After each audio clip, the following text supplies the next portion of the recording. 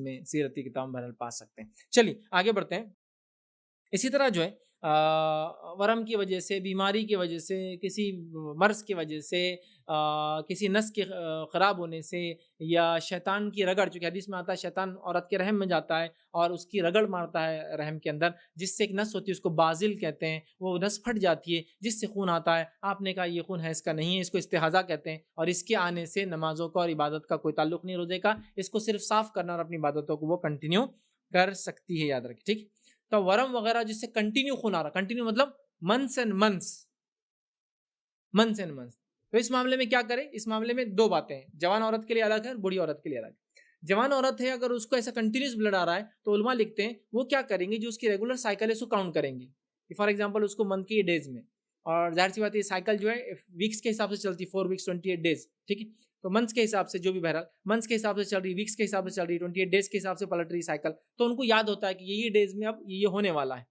तो उलमा लिखते हैं अगर जवान खातून है तो वो अंदाजे से फिर उतने दिनों को हैज मानेंगी, क्योंकि जा रहा तो खून कंटिन्यूस पूरा मन 3-3 महीने जा रहा बीमारी का, तो वो क्या करेंगी, काउंट कैसे करेंगी। फॉर एग्जांपल उसको जो भी डेज आते थे उसको पता है 28 डेज के बाद ये 3 डेज है, 4 डेज है, 28 डेज से पहले 28 तक होता था, तो वो डेज को काउंट कर लेंगी, ये 1 2 3 हैज है, या 1 2 3 4 5 जो भी उसका टाइम था वो हैज है।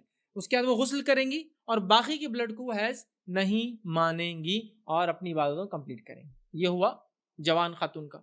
बूढ़ी अगर कोई खातून हो और उसके साथ अगर ये मसला हो, तो बूढ़ी खातून के लिए वो खातून जो मेनोपॉज की एज में चले गए, मेनोपॉज कहते हैं ऐसी उम्र को जिसमें औरत को हैज आना बंद हो जाता है। साइंटिफिक एतबार से ये 40 साल से ऊपर की उम्र की औरतों को होता है, 40 एंड मोर देन 40 ईयर्स। फुक़हा इस मामले में लिखते हैं, फुक़हा के दो राय, 50 साल की औरत मेनोपॉज में चली जाती है, मतलब उसके बाद हैज नहीं माना जाता है, और कुछ फुक़हा ने लिखा 60 साल, लेकिन शेख सालिह अल उसैमीन रहमतुल्लाह फरमाते हैं ना 50 साल ना 60 साल, ये औरत उसके जिस्म ज़मीन ज़माने पे डिपेंड है, जब उसको बंद हो जाए तो हो जाए, समझ रहे हैं। बट लेकिन ये फुक़हा का कौल हम ले सकते कहीं कहीं कि जैसे औरत 50 प्लस है, 60 प्लस है, तो हम कहेंगे मेनोपॉज हो गया, मतलब अब उसको हैज नहीं आता है और फिर ये खून जा रहा है, तो इसको फिर वो कहते हैं हैज में शुमार नहीं किया जाएगा।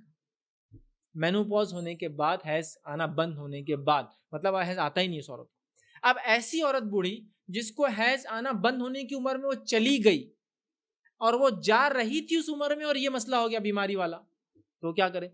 तो उलमा लिखते हैं फिर जवान औरत वाला मसला वो भी करे, उसको जब जब हैज आता तो वो डेज को काउंट कर ले, उतने दिन तक के खून को हैज माने, उसके बाद गुस्ल करे, बाकी दिनों पाक रहे, समझ रहा। तो ये 3 राय हो गई, जवान औरत के लिए, बूढ़ी औरत के लिए जिसको बंद हो गया है, और एक बूढ़ी औरत जिसको बंद हो रहा था और तब ये मसला हो जाए। तो ये तमाम चीज़ें बहरहाल आपके सामने बहरहाल मैंने रख दी। इसी तरह जो ये खून आ रहा है, या तो इस खून को बीमारी वाला खून माना जाएगा या इस्तिहाज़ा वाला खून माना जाएगा। और बीमारी और इस्तिहाज़ा वाले खून में या फासिद खून में क्या करना है आपको पता है, सिर्फ उसको साफ़ करना है, वज़ू करना है, अपनी इबादतें कंप्लीट करना है, और एक नमाज के बाद दूसरी नमाज के लिए फिर से वज़ू करना है, और इस खून का रोज़े पे इंशाअल्लाह अज़ीज़ कोई असर नहीं पड़ता है, याद रखें, ठीक है। इसी तरह एक और मसला जो